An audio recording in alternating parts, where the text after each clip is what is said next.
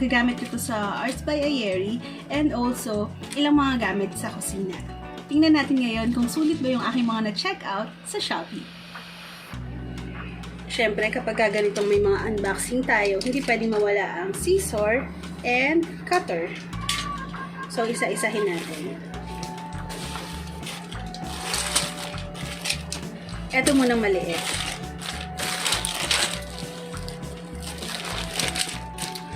Pag umorder ako sa Shopee, nag-aantay ako ng mga vouchers and cashback. So, ayan. I ordered 4 ref locks or cabinet locks.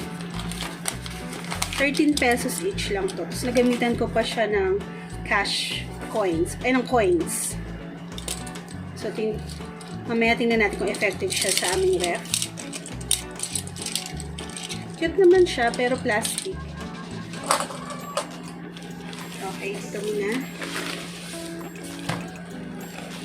Etong mga to, natanggal ko na sila sa kanilang packaging kasi in-spray yan, alam mo na, disinfect.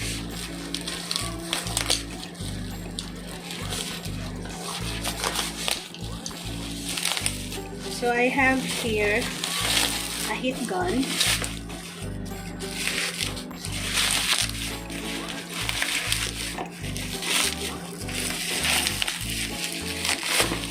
Ayan. Bala ko kasing gumawa ulit ng personalized mugs using vinyls naman. And sabi doon sa mga napanood ko, minsan kailangan i-heat yan para mas dumikit yung vinyls dun sa mga mugs. So, eto siya. Siyempre, hindi ko pa siya matest. Lightweight lang. And mukhang hindi naman siya hassle gamitin. Hopefully, working siya. Okay, so, tabi na muna natin ito dito. Ito din.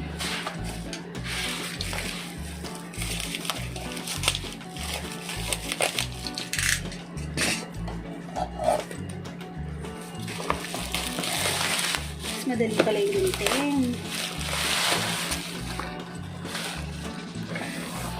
So, this is a capsule cutter quarter.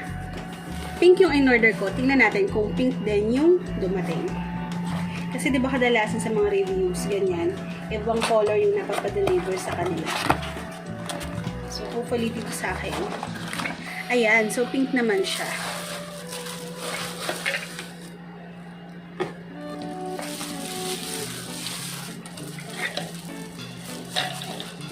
Wala naman siyang damage.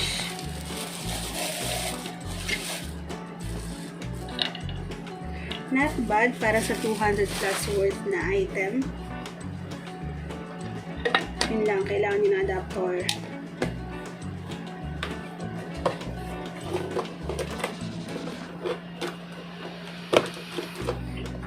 So, tabi na ulit natin. Next. Ito, nabukas ko na rin to. Nabukas ko na yung plastic. Na-remove ko na siya sa kanyang packaging.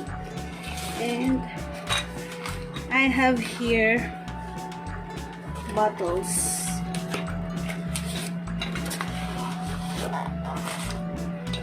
So, iba't ibang colors yung binili ko. And, plan ko siyang lagyan dito ng personalized. Ito yung gagawin kong pang sample para doon sa new product sa Arts by Ayeri. I got 10 of this para iba-ibang kulay.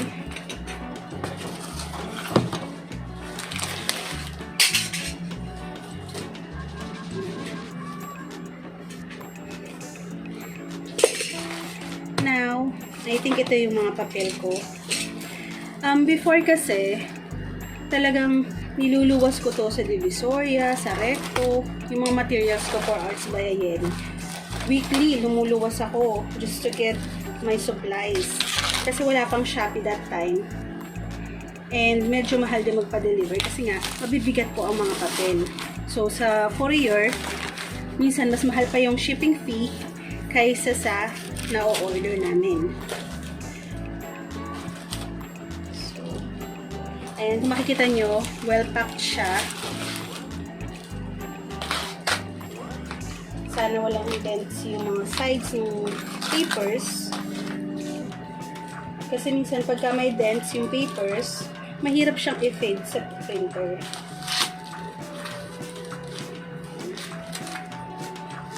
Ang hindi ng pagkakapa. First layer pa lang.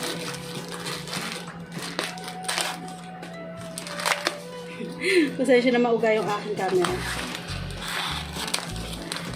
Dahil mauga ang aking table.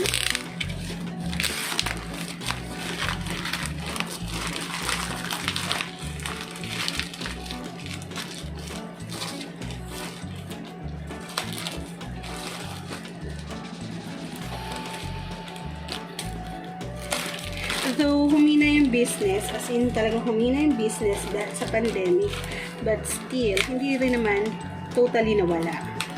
Kaya, kailangan lagi tayo merong stock na gamit na materials para anytime na bigla meron magka-order, meron tayong magagamit.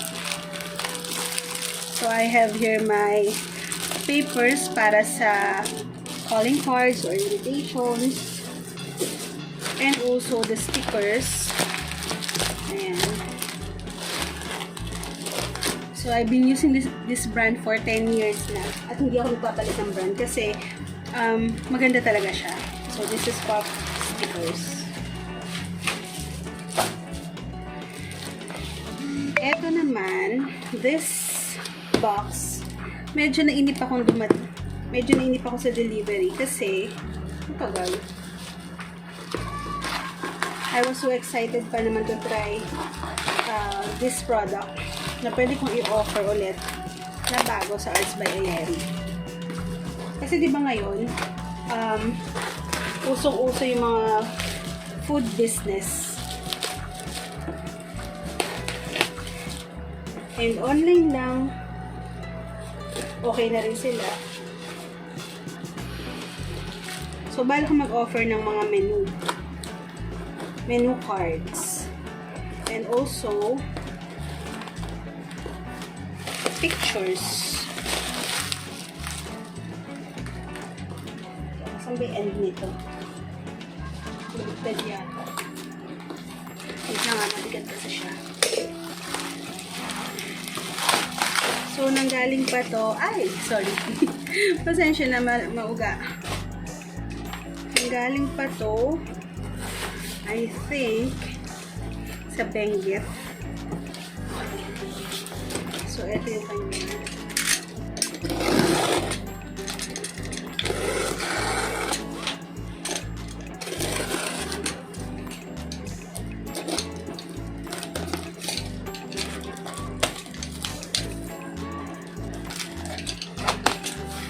In fairness, well-packed siya. Medyo worried nga ako nung una na umorder kasi nga baka pagdating sa akin puro dents na. So, galing na siya sa box, and kudos dun sa seller kasi talaga na make sure niya na secure ang packaging.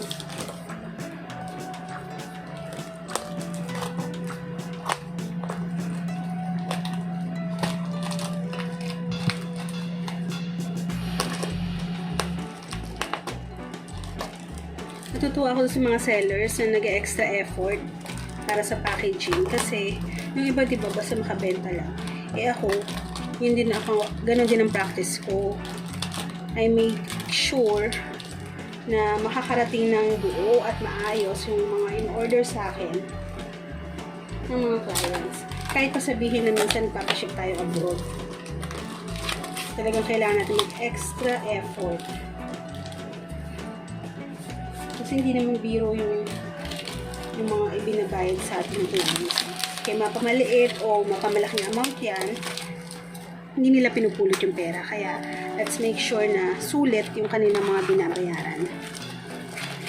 So, these are Sintra boards.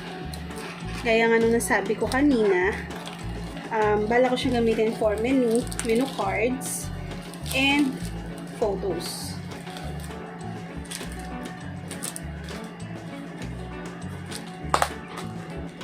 kita yung end. Diba? Challenging. Pag-unpack na lang ng order, challenging pa. That's what I like. Yung nag-challenge ako. Kasi pag na-challenge ako, the more na nagiging eager ako to try and do better. So, I ordered different sizes.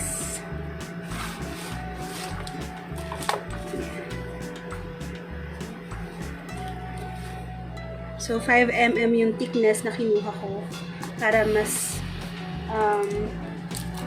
matibay. Hoping mas matibay.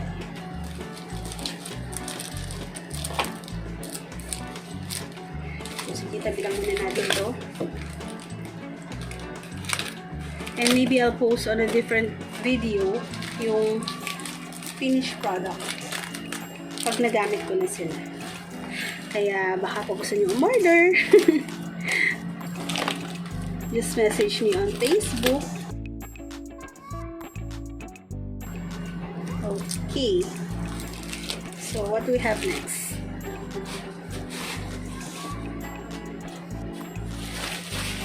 Now, I have here magaan. Hindi ko na maalala kung ano pang in-order ko nito.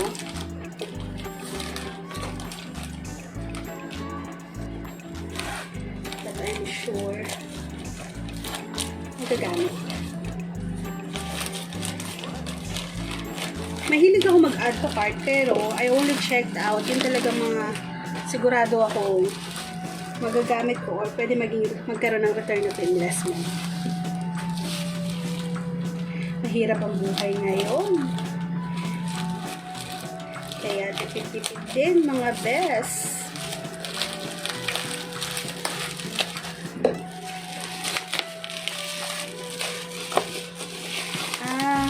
Okay. Ang bilis dumating ko agad.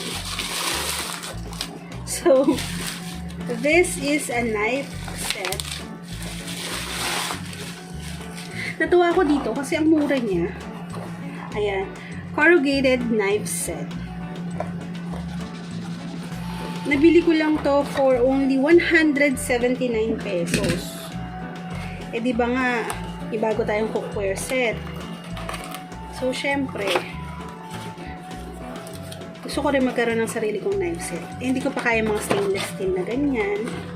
So, dito muna tayo sa murahin na parang ang cute. Oops, careful.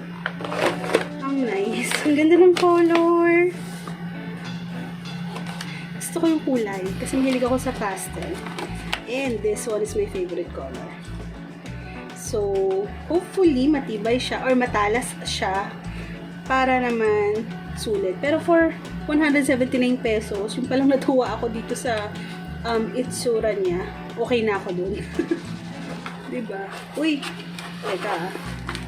Mabigat din siya ha. In fairness. So, meron siyang 1, 2, 3, 4 knives, 1 peeler, and meron siyang scissor. Ayan. Balik muna ulit natin siya sa box.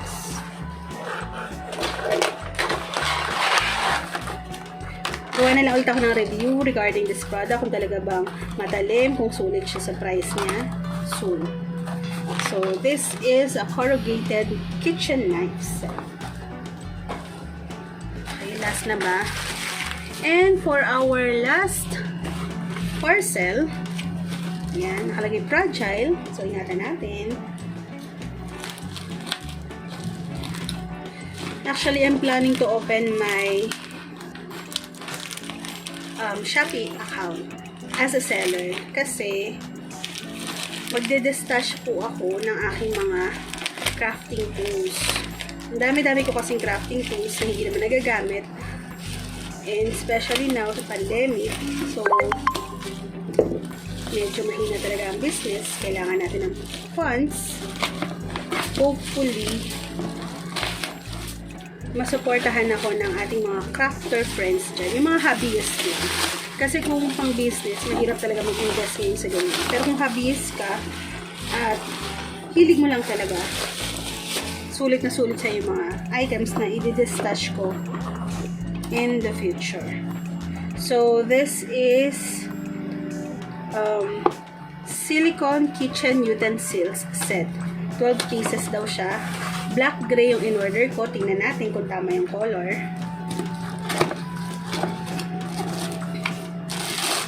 And yes! Yes! Tama yung kulay. Wow!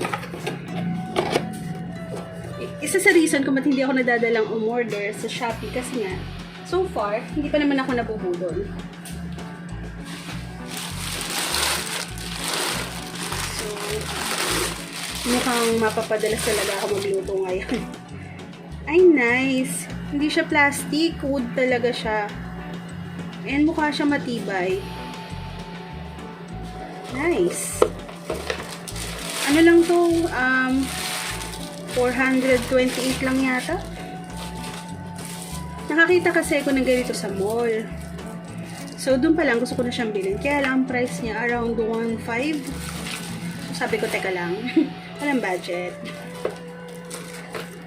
And maganda yung nakakita kong review sa shop na to. Kung saan ako nag-order. Kaya naman, sinubukan ko. So, wood siya. Wood. 1, 2, 3, 4, 5. So, mabigat na agad. Lima pa lang.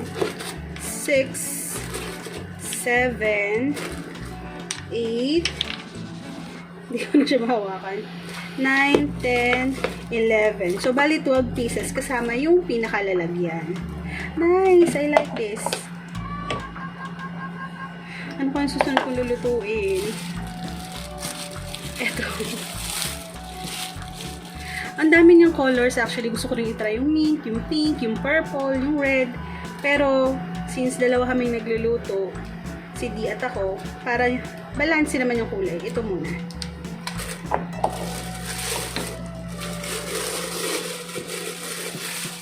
Ikit din ang lalagyan. In fairness, wala naman siyang damage. So, plastic lang yung lalagyan, pero makapal at mukhang matibay.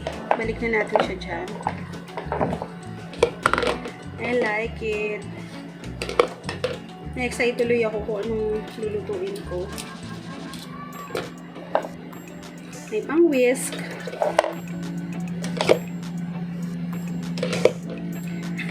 Alam mo yung feeling na parang bagong kasal. Yung ngayon bumibili ng mga gamit pang bahay. So, yan. Siguro sa lahat ng to na na-unbox ko ngayon, ito yung favorite ko. Ito yung favorite ko.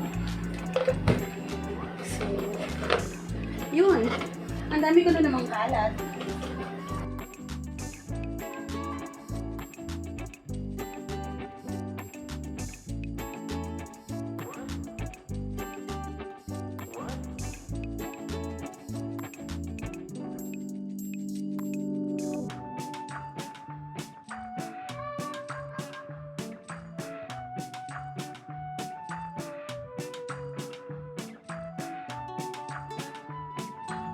So, ayun nga, tapos na po akong magkalat.